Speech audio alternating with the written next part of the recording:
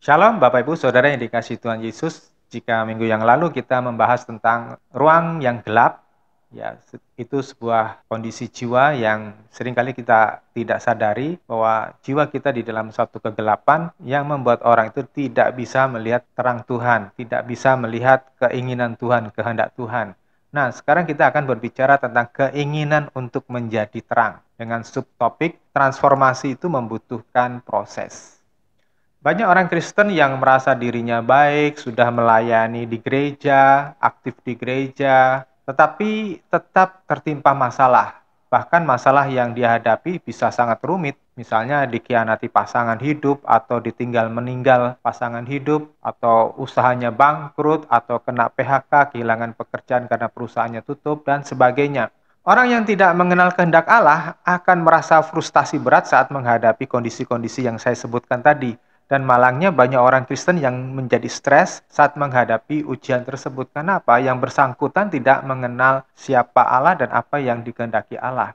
Lalu kita juga melihat ada orang-orang yang mendapat karunia-karunia roh seperti berbahasa roh, mendapat penglihatan-penglihatan yang hebat, yang luar biasa, bisa turun naik surga, punya waktu doa yang khusyuk, ya punya kegiatan-kegiatan rohani yang banyak, pokoknya sangat rohani.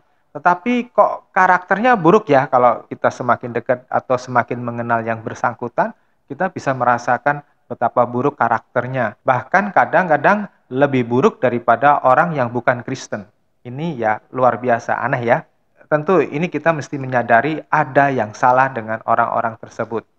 Lalu saya melontarkan sebuah pertanyaan fundamental yang penting. Pertama, apakah perubahan yang diinginkan oleh Tuhan itu dapat menggunakan jalur cepat, jalur patas ya, kayak dulu kan ada bis patas ya, yang punya jalur khusus dan cepat. Terus, apakah baptisan roh dalam tanda kutip yang dimengerti oleh beberapa gereja itu ditandai dengan tanda-tanda supranatural itu sudah cukup membuat seseorang itu menjadi orang yang berkenan kepada Allah? Yang ketiga, apakah baptisan roh ya dalam tanda kutip dapat langsung mengubah seseorang hidup berkenan kepada Tuhan dan memuliakan Tuhan menjadi terang? Ya. Oke, kita akan melihat di dalam Filipi pasal yang ketiga. Saya mulai dari ayat 7. Akan tetapi segala sesuatu yang dahulu menguntungkan aku, sekarang kuanggap rugi karena Kristus. Sungguh segala sesuatu kuanggap rugi dibandingkan dengan pengenalan akan Yesus Kristus Tuhanku, yang jauh lebih berharga dari apapun. Demi Kristus aku telah kehilangan semuanya, karena semuanya itu sekarang kuanggap sampah, supaya aku boleh mendapatkan Kristus. Saya berhenti sebentar, saudara. Sebelum Paulus mengikuti Tuhan Yesus, ia memiliki segala sesuatu yang ada di dunia ini, yang disediakan oleh dunia. Jabatan dia punya, kehormatan sebagai orang Farisi, sebagai ahli Taurat dia punya, kekuasaan, mandat dari imam tinggi di Yerusalem dia juga punya. Dia bisa melakukan segala sesuatu, bahkan tangannya pun bisa penuh dengan darah orang-orang Kristen yang dia sakiti, dia bantai. Ayat 9. Aku ditemukan dalam Kristus bukan dalam kebenaran yang berasal dari diriku sendiri, yang kudapatkan dari hukum Taurat, tetapi yang datang melalui iman dalam Kristus, yaitu kebenaran dari Allah yang berdasarkan pada iman. Kiranya aku dapat mengenal Dia dan kuasa kebangkitannya serta bersatu dalam penderitaannya untuk menjadi seperti Dia dalam kematiannya. Sehingga pada akhirnya aku memperoleh kebangkitan dari antara orang mati, namun bukan berarti aku telah mendapatkannya atau telah sempurna, melainkan aku mengejarnya supaya aku menangkapnya sebagaimana Kristus Yesus telah menangkap aku. Saudara-saudara, aku telah menganggap bahwa aku telah menangkapnya, akan tetapi satu hal yang kulakukan, aku melupakan apa yang di belakangku dan mengarahkan diri kepada apa yang di hadapanku. Aku terus maju kepada tujuan untuk mendapat hadiah, yaitu panggilan surgawi dari Allah dalam Yesus Kristus. Saudara, ini kasih Tuhan Yesus, Filipi pasal 3 ayat ke-7 tadi berkata, akan tetapi segala sesuatu yang dahulu menguntungkan aku sekarang kuanggap rugi karena Kristus. Tadi saya katakan dia memiliki segala sesuatu yang ada di dunia ini, kebanggaan dan segala sesuatu yang dikejar manusia. Nah, ayat 7 ini berbicara jika kita mau serius berkenan kepada Tuhan, yang harus Anda lakukan pertama adalah berani melepaskan hidup lama. berani melepaskan segala sesuatu yang menjadi standar dunia ini. Ya, hidup lama adalah segala pencapaian masa lalu yang menjadi kebanggaan dan menjerat diri kita menjadi kesukaan pribadi, dan pencapaian tersebut tidak ada hubungannya dengan kemuliaan Allah, bahkan berpotensi mendukakan Allah. Bapak Ibu yang dikasih Tuhan Yesus, seringkali mata rohani kita atau hati nurani kita itu dibutakan oleh kuasa kegelapan sehingga sulit membedakan mana kehendak Allah dan kehendak daging kita sendiri. Di dalam Matius pasal 6 ayat yang ke-22 dikatakan, mata adalah pelita tubuh. Jadi kalau matamu baik, seluruh tubuhmu akan menjadi terang. 23, akan tetapi jika matamu jahat, seluruh tubuhmu akan penuh kegelapan. Jadi jika terang yang seharusnya ada padamu adalah kegelapan, betapa pekatnya kegelapan itu. Saudara, untuk mengupas atau menguliti selubung yang menguasai diri Anda, dibutuhkan ketekunan untuk menguliti.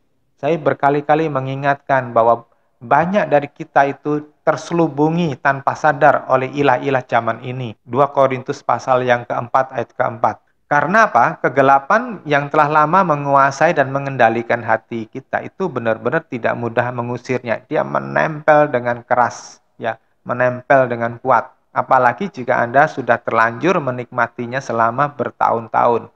Kenapa ketekunan dibutuhkan jika kita memang benar-benar mau keluar dari ruangan gelap yang menyelimuti jiwa kita selama ini? Karena apa? Kerusakan di jiwa seseorang yang disebabkan oleh orang tersebut tunduk kepada naluri dosa di dalam karakter, dalam cita rasa, dalam pola berpikir atau mindsetnya. Nah, kerusakan itu bukan datang dari semalam ya, tetapi itu hasil pemupukan yang bertahun-tahun yang dilakukan oleh seseorang itu selama proses pertumbuhan usianya. Misalnya, seorang kecanduan pornografi itu tidak muncul dalam semalam, ya. Tetapi pasti yang bersangkutan mulai terbiasa dengan tontonan-tontonan yang tidak bagus, yang seronok tadi. Lalu sistem limbik otaknya itu menyimpan gambar-gambar porno dan menimbulkan rasa tercandui. Sehingga kalau tidak menonton gambar atau film porno tersebut, jiwanya akan gelisah, ada tuntutan, seperti orang sakau karena obat-obat bius. Demikian juga orang yang suka seks bebas. Ia akan sulit jadi pasangan yang setia. Kecenderungan selingkuh atau tidak setia kepada pasangan bisa menjadi sangat kuat walaupun dia sudah beberapa tahun menikah. Orang jenis ini sudah terikat dengan sensasi seks, ya, dengan berbagai macam pasangan. Nah, ini sudah dimulai sejak muda yang hidupnya bebas. Waktu dia coba-coba menyalahgunakan seks sebelum menikah. Jadi ketika dia menjadi dewasa, sudah mempunyai pengalaman, lantas dia menjadi kuda liar. Demikian juga dengan kebiasaan berbohong, menipu, ya, atau juga dia tidak bertanggung jawab dengan tanggung jawab, misalnya hutang tidak bayar. Semuanya itu adalah hasil dari membiasakan diri dengan karakter dosa sejak lama, bahkan sejak kecil. Ia mungkin melihat contoh-contoh buruk dari orang tuanya sejak kecil, ya, orang tua yang suka berbohong, orang tua yang suka pura-pura atau munafik, orang tua yang tidak bertanggung jawab terhadap keuangan, yang suka mengambil milik orang lain, dan sebagainya. Dan kebiasaan daging itu sekalipun yang bersangkutan sempat mentok atau bertobat, ya, tetapi itu bisa muncul lagi bila yang bersangkutan lengah. Seperti dikatakan 2 Petrus pasal 2 ayat 22 yang menyebutkan sebagai anjing kembali kepada muntahannya. Beberapa waktu yang lalu kan ada contoh seorang narapidana dari Nusa Kambangan yang katanya sudah bertobat, tetapi kemudian setelah dia lepas, dia kembali kepada kehidupan yang liar kembali dan dia membunuh saudaranya. Maka saya selalu katakan, butuh ketekunan untuk mengupas selapis demi selapis jalinan ikatan dosa dari jiwa Anda. Sampai Anda bisa membedakan mana yang sampah dan mana yang emas. Filipi pasal yang ketiga ayat yang ke-8, sungguh segala sesuatu kuanggap rugi dibandingkan dengan pengenalan akan Yesus Kristus Tuhanku yang jauh lebih berharga dari apapun. Saudara yang dikasihi Tuhan Yesus, ketika seseorang mengenal siapa Tuhan Yesus sesungguhnya, ketika seseorang bisa mencintai Tuhan Yesus yang sesungguhnya, maka ia akan bisa melihat bahwa Tuhan Yesus itu, bahwa Raja kita itu lebih berharga dari apapun. Sekalipun seseorang ditawari harta kekayaan, seperti Tuhan Yesus waktu dicobai di Matius pasal 4, dibawa ke gunung dan diperlihatkan kepada keindahan, kemewahan, kekayaan, kerajaan-kerajaan. tetapi Tuhan tidak terpincup dengan kekayaan dunia ini. Nah, saudara, kalau engkau mengenal Tuhan Yesus, engkau akan melihat bahwa kekayaan di dunia ini tidak ada artinya. Ya, di dalam Matius pasal 6 ayat 24, tidak ada orang yang dapat melayani dua tuan karena ia akan membenci tuan yang satu dan mengasihi yang lain, atau ia akan setia kepada tuan yang satu dan meremehkan yang lain. Kamu tidak dapat melayani Allah dan Mamon. Saudara yang dikasihi Tuhan Yesus, Matius pasal 6 ayat 24 itu menekankan kepada kita nggak bisa yang satu sisi menginginkan Allah dan sisi lainnya masih menginginkan kesenangan duniawi. Ya, kalau Anda menyadari bahwa pencapaian dunia adalah kerugian, maka mestinya Anda bersedia melakukan seperti yang Paulus lakukan. Dia berkata, aku melupakan apa yang di belakangku dan mengarahkan diri kepada apa yang di hadapanku. Harus diingat bahwa Tuhan Yesus memanggil kita itu untuk melaksanakan amanat agung.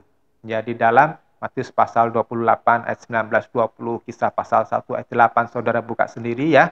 Coba saudara buka Alkitab saudara, jangan hanya sebagai wacana dan sambil lalu saja, tapi renungkan baik-baik. Nah, di dalam amanat agung yang diperintahkan Tuhan itu, bukan semata-mata mengkonversi orang dari orang yang kafir atau orang yang beragama non-Kristen menjadi orang beragama Kristen. Nah, ini menjadi satu kesalahan di masa lalu, di abad-abad pertengahan, seperti yang dilakukan oleh seorang kaisar dari Romawi Suci di Eropa Tengah, ya, namanya Charlemagne di abad pertengahan, itu memaksa seluruh orang Eropa menjadi Kristen Katolik pada waktu itu. Terus kemudian ketika abad kolonialisme bangsa-bangsa Eropa, ada seorang tokoh bernama Hernan Cortes, dia menaklukkan bangsa Indian Aztec dan memaksa suku Indian Aztec menjadi Kristen Katolik.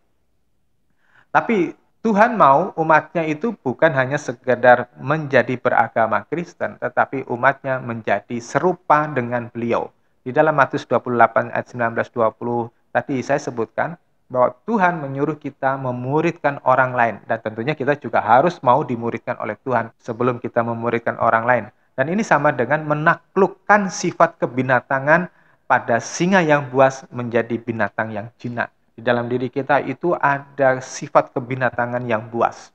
Ini butuh proses panjang, kesabaran dan kerja keras. Itulah sebabnya di 1 Timotius pasal 4 ayat 16 berkata, perhatikanlah dengan sungguh-sungguh bagaimana kamu hidup dan apa yang kamu ajarkan. Bertekunlah di dalamnya karena dengan berbuat demikian kamu akan menyelamatkan baik dirimu sendiri maupun mereka yang mendengar ajaranmu. Saya ulangi, dengan bertekun demikian maka kamu akan menyelamatkan baik dirimu maupun orang lain. Maka saya selalu mendorong diri Anda masing-masing, koreksi diri kita masing-masing, koreksi karakter kita masing-masing, koreksi cita rasa atau kesenangan kita, selera kita, dan koreksi cara berpikir kita. Apakah masih ada yang bengkok, masih ada yang keliru, masih ada yang tidak kudus, masih ada yang menyeleweng dari kehendak Allah. Karena saya telah melihat terlalu banyak orang Kristen yang merasa dirinya baik, tanpa mau menyadari ada ruang gelap di dalam batinnya, lalu ia mengakhiri perjalanan hidupnya di dalam kedagingan. Nah, di 1 Korintus pasal 9 ayat 24-27 dikatakan, tidak tahukah kamu bahwa mereka yang berlari dalam suatu pertandingan semuanya berlari, tetapi hanya satu yang menerima hadiah. Jadi berlarilah sedemikian supaya kamu mendapatkannya. Nah, setiap orang yang bertanding berlatih menguasai diri di dalam segala hal. Mereka melakukannya untuk menerima mahkota yang fana, tetapi kita untuk mendapatkan yang abadi. Sebab itu aku tidak berlari seperti itu tanpa tujuan, aku tidak meninju seperti orang-orang meninju angin, namun aku melatih tubuhku dengan keras dan menguasainya supaya sesudah aku memberitakan Injil kepada orang lain, aku sendiri tidak ditolak. Nah, saudara, jika Anda terus berlatih menguasai diri, berlatih memiliki tujuan hidup yang jelas, yakni hanya untuk Tuhan, hidup untuk Tuhan, saya percaya Tuhan akan menolong Anda mencapai tujuan ilahi, yaitu menjadi serupa dengan Tuhan Yesus. Saya punya banyak teman yang meninggalkan pelayanan, menutup gerejanya demi untuk mengejar materi, atau bahkan wanita, ya. Saya tahu mereka walaupun sudah ambil bagian dalam pelayanan, itu mereka belum mengenal Tuhan. Ada banyak orang yang pernah menjadi pemimpin pujian, ada banyak orang yang pernah menjadi pemusik gereja, ya, Mereka meninggalkan tanggung jawab, mereka dengan seenaknya pergi semaunya sendiri. Kenapa? Karena mereka tidak mengenal siapa Tuhan. Mereka menganggap bahwa Tuhan itu seperti anak kecil yang bisa diabaikan. Saudara, saya tahu hidup untuk Tuhan itu bukan perkara mudah. Karena banyak hal yang harus kita hadapi dan banyak hal yang harus kita tantangi. Ada banyak hal yang harus kita hadapi dan ada banyak hal yang harus kita selesaikan, yang harus kita bisa menang. Yang terutama adalah daging kita itu menuntut untuk tidak mematuhi kehendak Allah. Nah, itu yang harus kita lepaskan, itu yang harus kita kuliti. Walaupun saya katakan tadi tidak mudah, tetapi tidak berarti bahwa kita tidak mempunyai harapan untuk berubah. Di dalam Filipi pasal 3 ayat 9 tadi, ada kebenaran yang datang melalui iman dalam Kristus, yaitu kebenaran dari Allah yang berdasarkan pada iman. Saudara, harus dimengerti bahwa iman itu bukan hanya sekedar percaya bahwa Yesus itu adalah Tuhan, tetapi iman yang dimaksud di sini adalah iman yang menuruti kehendak dan panggilan Sang Raja. Perumpamaan ini tepat sekali jika kita lihat di dalam Matius pasal 22 ayat 1 sampai 14 tentang undangan raja. Sayangnya ada banyak teman-teman atau sahabat-sahabat yang dianggap sebagai orang-orang khusus VIP yang diundang lebih dahulu oleh sang raja itu mengabaikan undangan. Dan ini terjadi kepada banyak orang Kristen yang tidak mau keluar dari zona nyamannya karena mereka menikmati zona nyamannya, menikmati kesenangan hidup ini dan tidak mau bersusah-susah untuk menanggapi panggilan Tuhan. Nah, artinya iman yang benar bukan sekedar percaya atau menyetujui sebuah pernyataan atau deklarasi bahwa Yesus itu adalah Tuhan, tetapi jika beliau itu raja, saudara, pertanyaan yang paling penting buat saudara harus jawab adalah bagaimana Anda menanggapi undangan Tuhan kita, raja di atas segala raja. Karena pada kenyataannya banyak dari kita tidak peduli dengan apa yang dikehendaki oleh Tuhan dalam hidup Anda. Maka saya boleh katakan bahwa sebagian dari saudara, ini saya khawatir tidak bisa sampai kepada hidup kekal di sorga. Ya, contoh praktis, berapa besar sih Anda memberi nilai terhadap khotbah ini? Berapa antusias Anda mendengar pengajaran ini? Lalu apa yang hendak Anda lakukan setelah mendengar pelajaran ini atau pengajaran ini? Apakah Anda hanya sambil lalu saja, hanya sekedar menjadikan khotbah ini sebagai wacana, karena Anda sudah merasa menyelesaikan suatu kewajiban agamawi, yaitu mendengarkan khotbah pada saat hari ini? Saya perkirakan beberapa dari orang yang mendengarkan khotbah atau pengajaran itu hanya menjadikannya sebagai wacana. Ya, tetapi saudara, saya dorong kepada saudara, ketika saudara dengar khotbah ini, saudara berpikir, apa yang mau saya persembahkan kepada Tuhan? Apa yang saya mau ubah dalam diri saya? Saudara harus berpikir, saya harus mengerjakan sesuatu untuk pekerjaan Tuhan. Karena itu yang saya lakukan dulu waktu saya muda. Waktu saya belajar firman Tuhan, saya tidak punya bayangan akan jadi pendeta atau jadi gembala.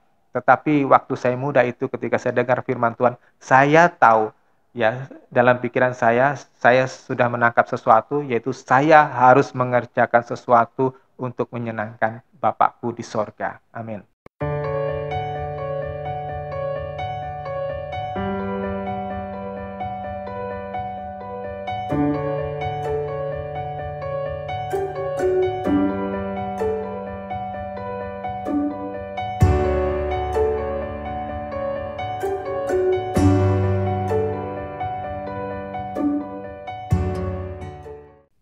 Di dalam Matius pasal 22 ayat 11 sampai 12 tadi dikatakan, akan tetapi ketika raja masuk untuk bertemu dengan para tamunya, ia melihat seseorang di sana yang tidak mengenakan pakaian untuk pesta pernikahan. Ia berkata kepadanya, "Saudara, bagaimana kamu bisa masuk ke sini tanpa memakai pakaian untuk pesta pernikahan?" Dan orang itu terdiam. Di situ di ayat yang ke-12 dikatakan bahwa ketika raja menegur orang tersebut, orang yang tidak memakai pakaian pesta, orang itu diam saja. Artinya ia mengacuhkan ucapan raja. Dia menganggap enteng, dia menganggap remeh. Kalau di dalam terjemahan LAITB bunyinya demikian, tetapi orang itu diam saja. Kata diam saja di dalam teks asli Alkitab berasal dari kata evimose, artinya bungkam atau mulut tertutup, ya, seperti kayak sapi diberangus begitu. Jadi tidak ada respon apa-apa, tidak ada komentar apa-apa ketika sang raja itu menanyakan kenapa kamu tidak memakai pakaian pesta. Berapa banyak orang ya ketika mendengar firman Tuhan, ketika mendapat pengajaran, ketika dimuridkan, itu menganggap remeh. Saudara, ini akan mencelakakan diri. Ya, ini ego yang seperti ini akan mencelakakan dirinya sendiri. Orang tersebut itu tidak menganggap penting Tuhan. Mungkin ya seperti kayak zaman Yeremia dulu ya. Ketika Raja Sedekia itu ditegur atau dinasihati oleh Nabi Yeremia. Ketika Raja Sedekia melihat, oh Yeremia yang ngomong ini. Makannya juga sama dengan makananku, dari gandum, dari beras. Pakaiannya juga kayak gembel, kumel, ya mungkin juga orangnya jelek dan sebagainya. Lantas Sedekia itu menganggap remeh, padahal apa yang diucapkan oleh Yeremia itu adalah perkataan dari Allah. Ya, yang mau mengingatkan Raja Sedekia, kalau engkau tidak bertobat, engkau akan mendapat celaka dan seluruh keluargamu. Ya. Nah, orang Kristen banyak seperti itu. Ada banyak orang yang mendengarkan khotbah entah dari saya atau dari siapapun ya, tapi dianggap angin lalu saja dan tidak dianggap serius ya. Bahkan ada orang yang terang-terangan itu memalingkan mukanya. Ya, dan ini saudara akan mencelakakan diri sendiri. Saya berharap tidak ada pada Anda yang dalam pemuritan ini, dalam persekutuan kita ini, yang mengambil langkah yang seperti itu, ya. Tetapi saya dorong saudara punya langkah yang jelas dalam melaksanakan kehendak Bapa. Ya. Di dalam Filipi pasal 3 ayat 10, kiranya aku dapat mengenal Dia dan kuasa kebangkitannya serta bersatu dalam penderitaannya untuk menjadi seperti Dia dalam kematiannya. Saudara, di sini mengikut Tuhan itu bukan berarti bahwa kita akan semuanya disediakan, akan semuanya diberkati, akan semuanya menjadi nikmat, menjadi kaya, menjadi makmur, sukses, jabatan tinggi, dan memiliki segala keinginan hatinya. Memang Tuhan itu mengasihi kita, memang Tuhan ingin menjawab doa kita. Tetapi saudara, bukan berarti doa yang hanya untuk buat menyenangkan diri sendiri, tetapi doa yang pas dengan keinginan hati Tuhan. Nah, di sini untuk supaya kita bisa pas dengan keinginan hati Tuhan, kita diproses, menguliti masa lalu kita, menguliti kehidupan daging kita, menguliti hidup lama kita. Berarti apa? Mengikut Tuhan itu siap untuk menghadapi rasa susah atau kesulitan. Kenapa? Karena di dalam kesulitan itulah, di dalam gembelengan itulah, di dalam didikan itulah Tuhan membentuk kita, membereskan hidup lama kita. Ini tercermin di dalam pertanyaan Tuhan di waktu Ibu Zebedeus bertanya kepada Tuhan Yesus, apakah anakku boleh duduk di sebelah kanan dan sebelah kiriku? Kenapa? Karena Ibu Zebedeus itu memiliki konsep yang keliru tentang Tuhan Yesus. Dipikirnya bahwa Tuhan Yesus akan menjadi kaisar seperti Kaisar Agustus, Tiberius, kaisar-kaisar Romawi. Ya. Nah, Tuhan Yesus menanyakan kepada Yohanes, Yakobus, dan murid-murid yang lainnya, di Matius pasal 20 ayat 22, dapatkah kamu meminum cawan yang harus kuminum?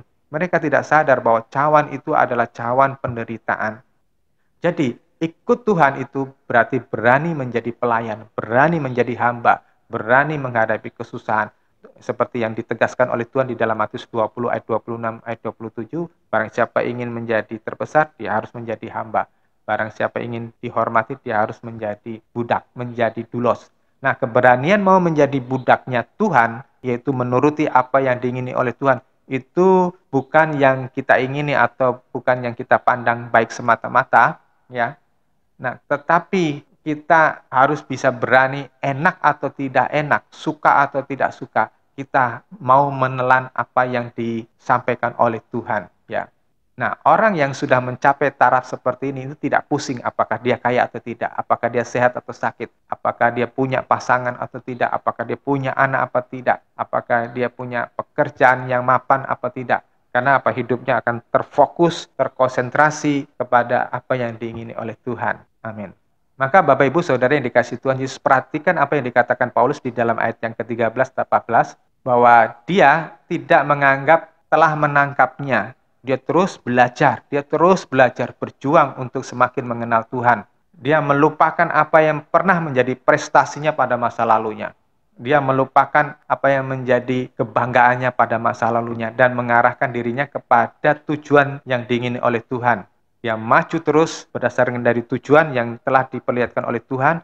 Untuk apa? Untuk mendapatkan hadiah mahkota kehidupan. Bapak Ibu Saudara yang dikasih Tuhan Yesus, dalam persekutuan gereja kita ini, semuanya harus sampai mengerti tentang pengutusan Allah, tentang panggilan Allah. Kita tidak diiming-imingi dengan mujizat-mujizat, dengan karunia-karunia, kita tidak diiming-imingi dengan suasana yang nyaman, berkelimpahan, tetapi kita dididik supaya kita bisa menjadi orang yang diandalkan Tuhan, seperti prajurit yang bisa diandalkan oleh jenderalnya ketika maju berperang. Nah, kekristenan kita bukan semata-mata untuk mencari berkat duniawi, bukan untuk mencari kelimpahan materi.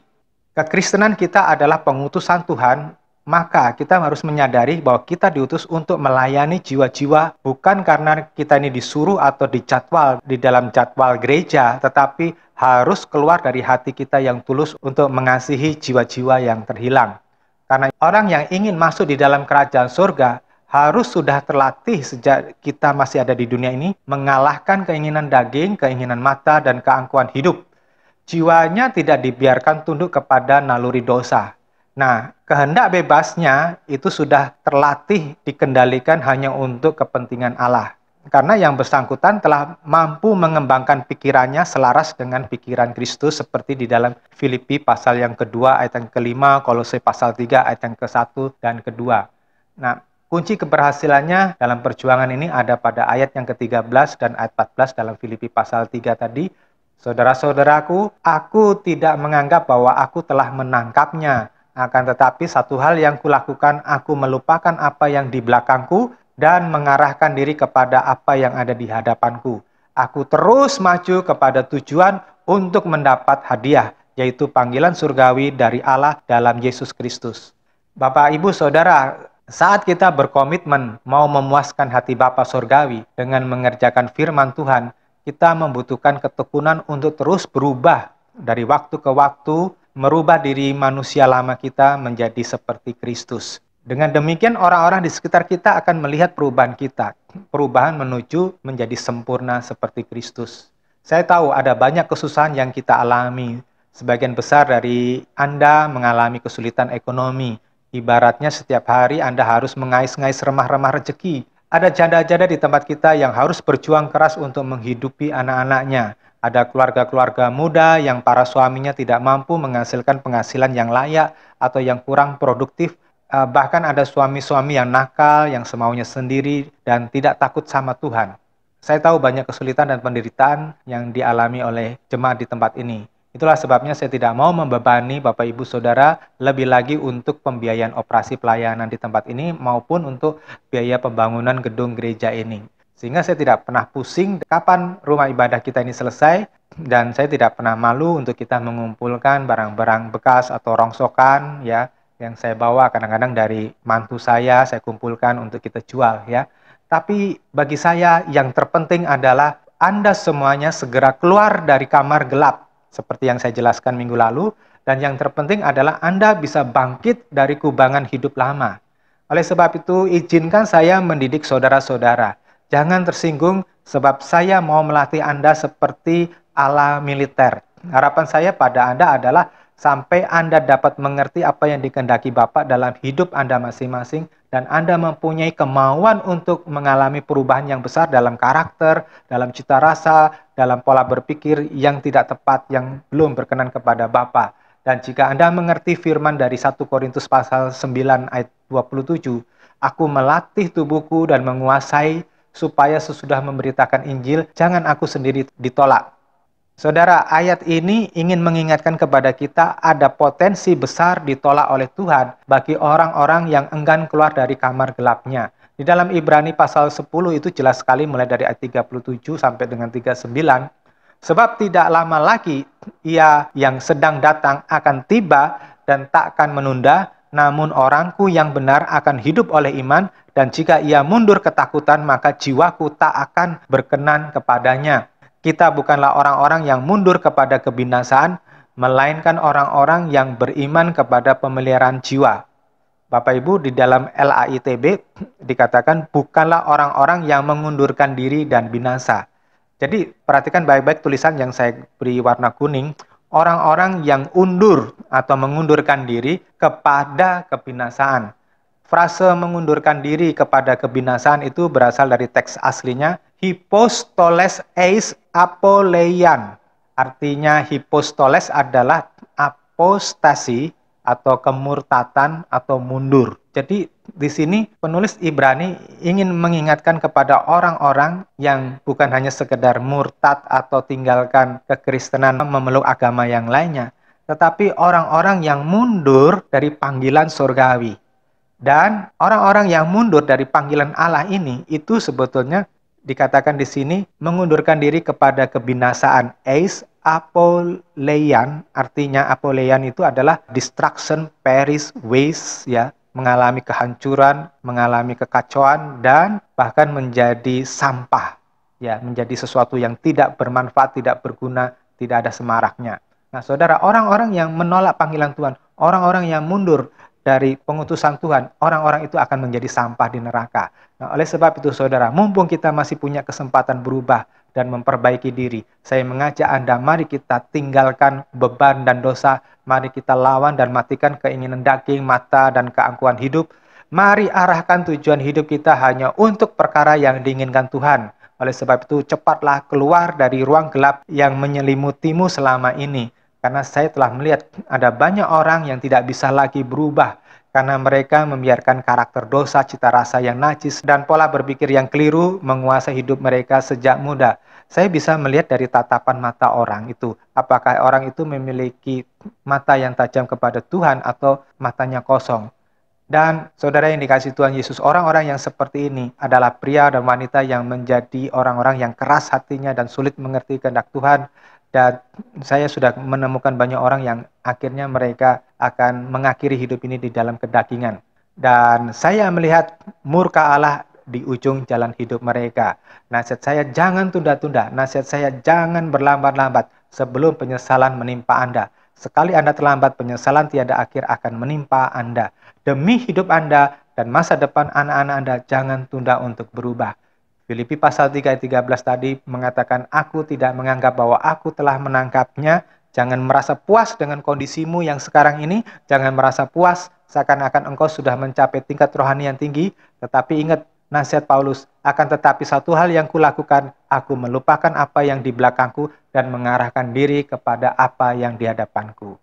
Jadi saudara yang dikasihi Tuhan Yesus, kalau saudara ingin menjadi terang, kalau saudara ingin dipakai oleh Allah menjadi terang bagi keluargamu, bagi lingkunganmu, bagi teman-temanmu, maka arahkan hidupmu kepada tujuan ilahi. Arahkan hidupmu kepada yang dikehendaki Tuhan, yang disenangi Tuhan, bukan yang menjadi selera kita semata-mata, ya. Tuhan pasti akan menuntunmu untuk menjadi berkat, dan proses demi proses, lapis demi lapis, engkau akan mengalami perubahan, terus menjadi sempurna seperti Bapa yang dikehendaki oleh Bapa buat saudara dan saya. Amin.